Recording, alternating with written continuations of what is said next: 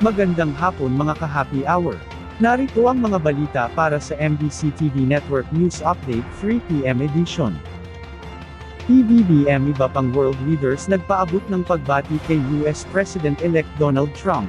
Yan ang MBC TV Network News ni Joe Cruzat.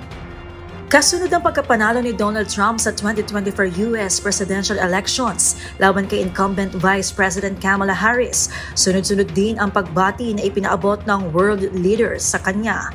Bago pa man opisyal na maanunsyo ang tagumpay ni Trump, una nang bumati sa kanya si Pangulong Bongbong Marcos.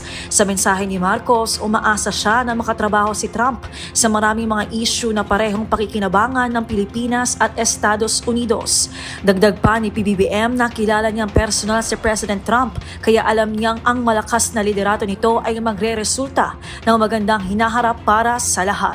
Sa mensahe naman ni Ukrainian President Volodymyr Zelensky sa kanyang X account, sinabi nito na hangad niya ang malakas na United States sa ilalim ng pamumuno ni Trump para sa pagpapatuloy ng bipartisan support mula sa US para sa Ukraine. Tinawag naman ni Israeli Prime Minister Benjamin Netanyahu na makasaysayan ang pagbabalik White House ni Trump. Sa pagbati ni Netanyahu sa kanyang X account, magbibigay anya ng bagong simula ang pagbabalik ni Trump para sa Amerika, gayon din ay makapagpapalakas sa alyansa ng Israel at Estados Unidos. Nagpaabot din ng mensahe si Palestinian President Mahmoud Abbas para kay Trump sa kanyang X account at sinabing tiwala siya na susuportahan ng Amerika sa ilalim ng pamumuno ni Trump ang mga lehitimong adhikain ng mga Palestinian. Handa naman na makipagtulungang muli si French President Emmanuel Macron kay Trump para isulong ang kapayapaan at kaunlaran ng dalawang bansa.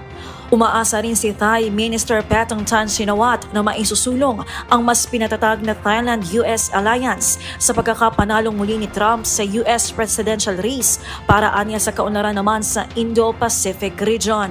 Sa congratulatory message naman ni NATO Secretary General Mark Rutte ay sinabi nitong naniniwala siya na ang pamumuno ni Trump ay magiging susi muli para mapanatiling matatag ang alyansa ng Amerika sa North Atlantic Alliance. Samantala, kasama rin sa iba pang mga world leader na nagpaabot ng pagbati kay Trump si Malaysian Prime Minister Anwar Ibrahim. Balik White House si dating US President Donald Trump matapos mapanalo ang eleksyon ngayong taon. Nakakuha si Trump ng 277 electoral votes at nakatanggap ng 70,950,354 na kabuuang boto laban sa 66,044,715 na botong natanggap ni Harris. Para sa MBC TV Network News, ito si Josa Cruzat. Una sa Pilipinas, una sa Pilipino.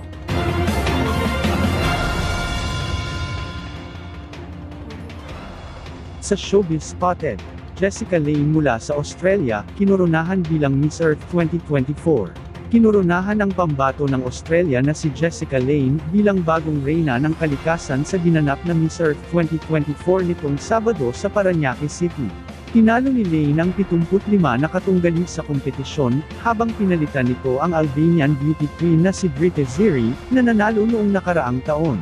Sa unang round ng kompetisyon sa top 20, ay pinakitaan na ni Lange ang mga judges ng energize nitong galaw at ganda sa kanyang one-piece swimsuit. Sa top 8 announcement ng evening gown competition, suot ng Australian beauty queen ang sky blue metallic na gown, na siyang nagpatingkad sa ganda ng Australian beauty. Ito naman ang unang panalo ng Australia sa kinikilalang Big Four important pageant sa mundo, kasama ang Miss Universe, Miss World, Miss International, at Miss Earth. Samantala, tatlo pa ang kinoronahan bilang Elemental Queens.